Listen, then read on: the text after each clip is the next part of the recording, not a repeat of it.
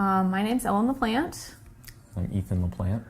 And our daughter Cora is profoundly deaf in both ears. We had sort of not one moment where if we found out all of a sudden that she couldn't hear. It was progressive for us. At first we were told it was probably mild or moderate hearing loss.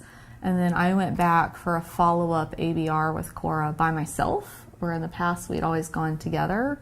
And it was supposed to just give us a little bit more definition about the frequencies that she could hear at and not hear at. And while I was there with her, the audiologist said, oh no, actually, she has profound hearing loss in both ears. And that hit me like a brick wall. And Ethan unfortunately had to hear it over the phone from me sobbing while he was at work. Yeah, that was not fun. Ellen called me and told me the news, and it was like a brick wall, punch in the stomach. And I hung up the phone, and a coworker came up to me, what's wrong? And I just said, I just found out my daughter's deaf. And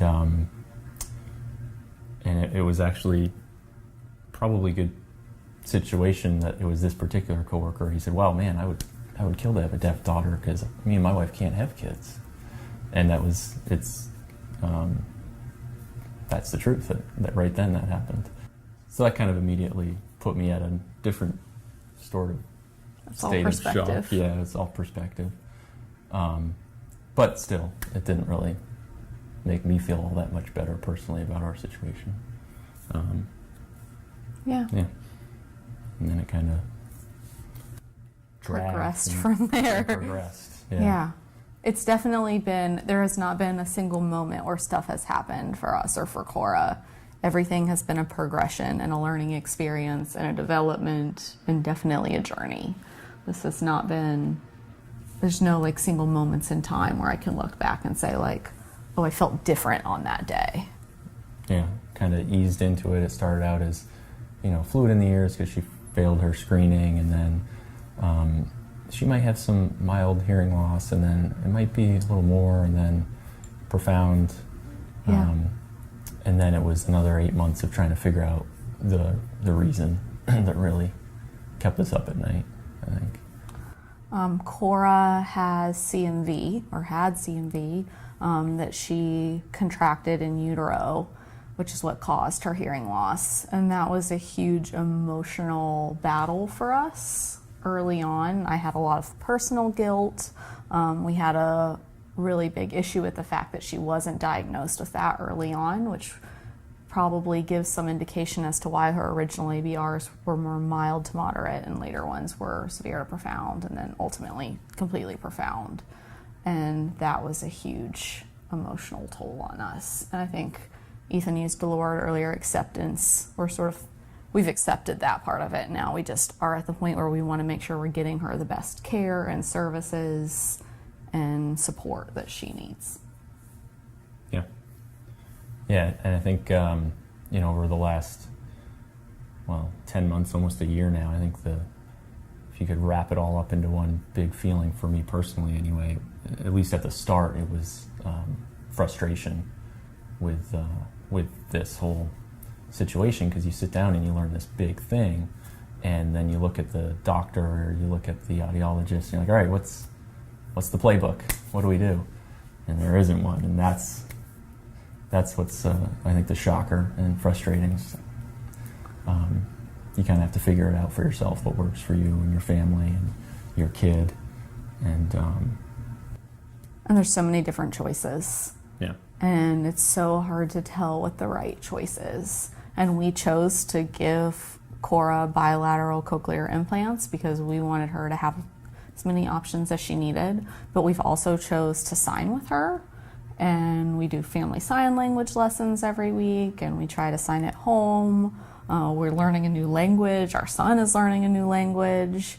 And it's been really great. It's been a huge communication tool for her. I get frustrated when, for instance, somebody says because she signs, there's a chance that she won't have the same oral development that somebody who doesn't sign might have, and there's studies that show that. And I just want to say she is not a statistic. I watch her every single day. I know that signing is helping her communicate. I know that it's helping her oral skills. I know that it's helping her cognitive development. She's my daughter, and I watch that happen. And I don't really care what your study says. But I think, there's definitely judgment within the community, no matter what choice you make. And we have to be very steadfast in our advocacy for our daughter, which to me was not something I necessarily anticipated in the beginning. And I think that bothers you less than it does me. Yeah, I think we've been pretty lucky with our team. They've been very supportive of whatever decisions we make and whatever we need. So that's been great. Yeah, that's true. We were talking about this earlier, and Ethan made the point that we're at a point now where we have accepted this, and we're sort of in our big advocacy phase where we just want to do everything we possibly can. But it would be really nice if we could start being more involved with helping other parents who are going through this, especially from the CMV perspective. I had never even heard of CMV, much less did I know what kind of issues it could cause with hearing loss, blindness, cognitive development, seizures, and epilepsy. And to sort of hear that all of those things are something that your child could deal with when you think you have this perfectly healthy child, I think it would be nice to be able to start working with other parents who are getting the same news and who now all of a sudden not only have to deal with the hearing loss, but their child needs MRIs and CAT scans and needs to see a neurologist and needs to see somebody every month to make sure their cognitive development is going the way it should. You already are a parent to an infant, and now you have all of these other things to deal with. So it would just be nice to start being more supportive of other people in the community when we have the opportunity to do that. Yeah. Agreed.